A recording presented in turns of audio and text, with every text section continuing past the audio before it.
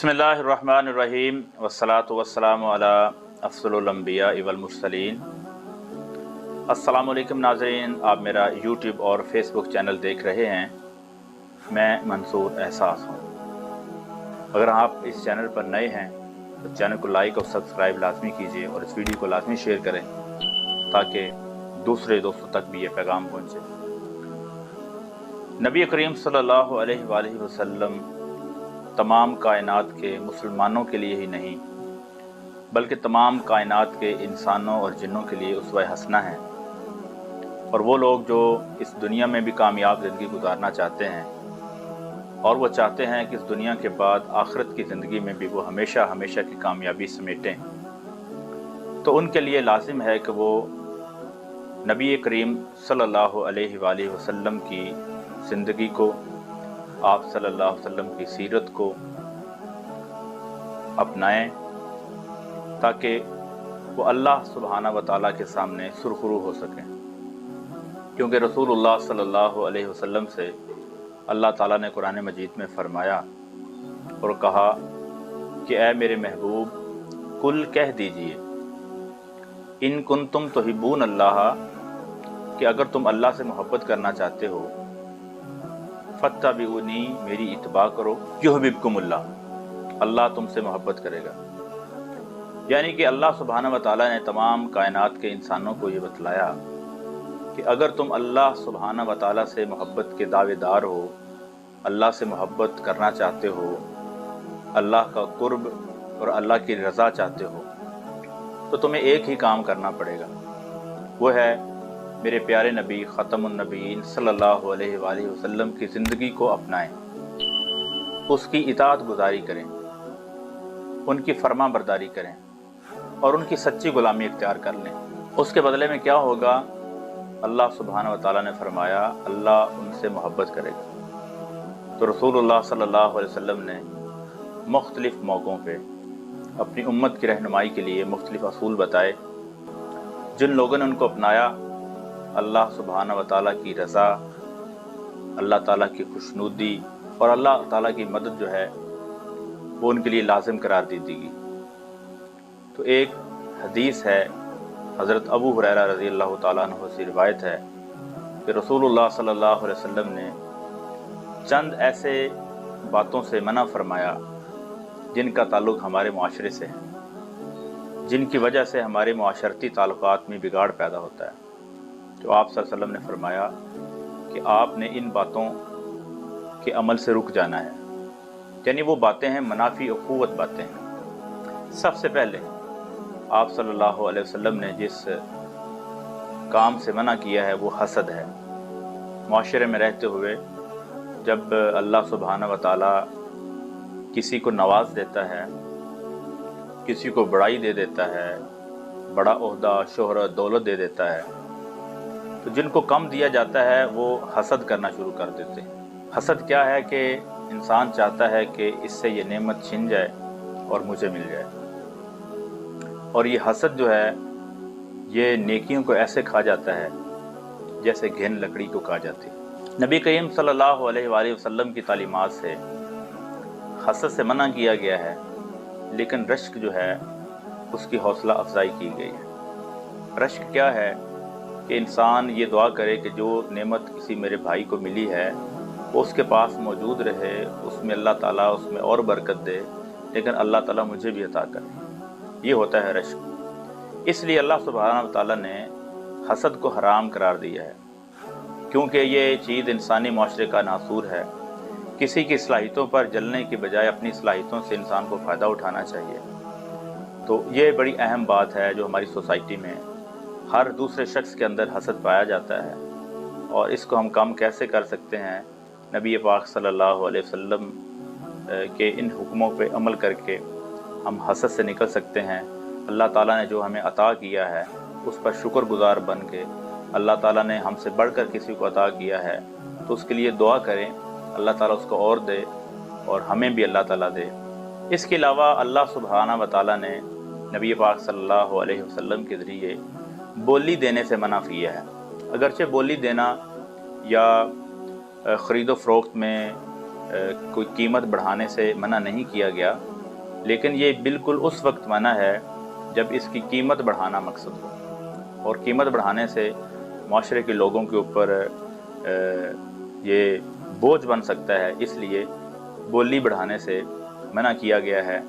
اور جب مال کی خرید و فروخت میں بولی اس مقصد کے لیے بڑھائی جائے کہ اس سے کچھ خاص طبقے کو تو فائدہ ہو لیکن عوام الناس کو اس کا نقصان ہو اور ان کے اوپر زیادہ بوجھ پڑے، تو اس سے منع کیا گیا ہے۔ اس کے ساتھ ساتھ جو بغض ہے، عناد ہے، دشمنی ہے، اس سے بھی منع کیا گیا ہے۔ اسلام اس چیز سے منع کرتا ہے کہ کسی دوسرے مسلمان سے نفرت کی جائے۔ یہ نفرت انسان کو بہت سے گناہوں میں مبتلا کر دیتی ہے، کیونکہ باہمی نفرت کی افزائش جو ہے وہ شیطان کرتا ہے، اور اس سے مسلمانوں کے باہمی تعلقات میں بہت خرابی پیدا ہو جاتی ہے۔ اس لیے دوسرے مسلمان بھائیوں سے بغض کرنے سے بھی منع کیا گیا ہے۔ اس کے ساتھ ساتھ جو چوتھا کام ہے جس سے نبی کریم صلی اللہ علیہ وسلم نے اس کو برائی قرار دیا ہے اور اس سے رک جانے کا حکم دیا ہے، وہ ہے پیٹھ کے پیچھے کسی مسلمان بھائی کی برائی بیان کرنا۔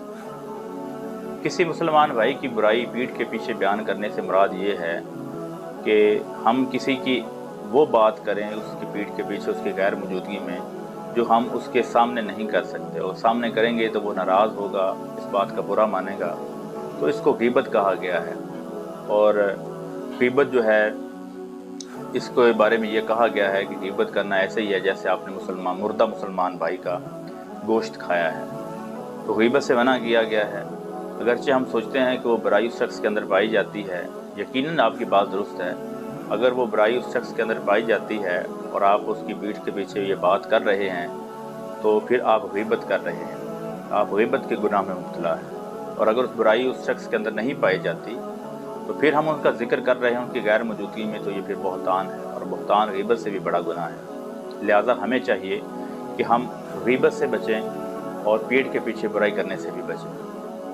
اس کے علاوہ اللہ سبحانہ و تعالیٰ نے نبی پاک صلی اللہ علیہ وسلم کے ذریعے سودے کے اوپر سودا کرنے سے بھی منع فرمایا ہے، کیونکہ مسلمانوں کو منع اس لیے کیا گیا ہے کہ وہ دوسرے مسلمان کے سودے پر سودا کرے، تو اس سے کیا ہوگا، اس سے تعلقات میں بگاڑ پیدا ہوگا، اور جب ایک مسلمان بھائی سودا کر لے اور بعد میں اس کو دوسرے مسلمان بھائی سے زیادہ فائدے کی امید ہو، تو بعض لوگ اس جھانسے میں آ جاتے ہیں اور لالچ میں آ جاتے ہیں، پھر سودا کر لیتے ہیں، جس کی وجہ سے معاشرتی بگاڑ پیدا ہوتا ہے، اور وہ پہلا شخص جس کے ساتھ سودا کیا گیا تھا اس کے دل میں نفرت پیدا ہو سکتی ہے، اس سے دشمنی جنم لے سکتی ہے اور بگاڑ پیدا ہو سکتا ہے۔ لہذا معاشرے میں اس انتشار کو کم کرنے کے لیے اللہ سبحانہ و تعالیٰ نے امن کو قائم رکھنے کے لیے سودے کے اوپر سودا کرنے سے منع فرمایا ہے۔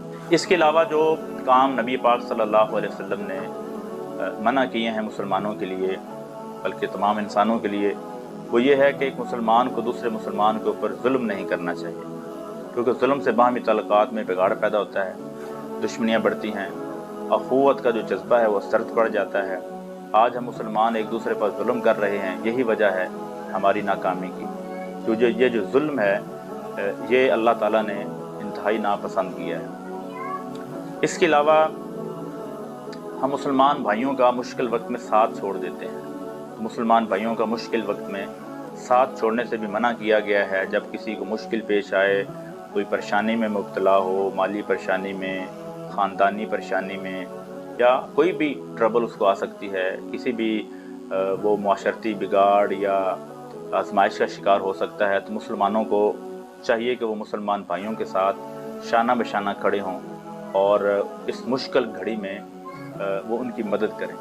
اس لیے جب مسلمان بھائی کوئی فوت ہو جائے تو تمام مسلمانوں کو یہ ترغیب دی گئی ہے کہ اس کے جنازے کے ساتھ شرکت کریں، اور اگر وہ بیمار پڑ جائیں تو اس کی بیمار پرسی کریں، اگر کوئی مقروض ہو گیا تو اس کا قرض ادا کریں، اگر کسی کو اور کوئی پریشانی ہو گئی ہے تو ہمیں ان کے ساتھ ڈسکس کرنا چاہیے اور ان کی پریشانی کو سولو کرنے کے لیے ہر ممکن اقدامات کرنے چاہیے۔ یہ بڑی اہم چیزیں ہیں اور بڑی اہم نیکیاں ہیں جو ہمیں چھوڑنی نہیں چاہیے۔ اس کے علاوہ جھوٹ بولنے سے بھی منع کیا گیا ہے۔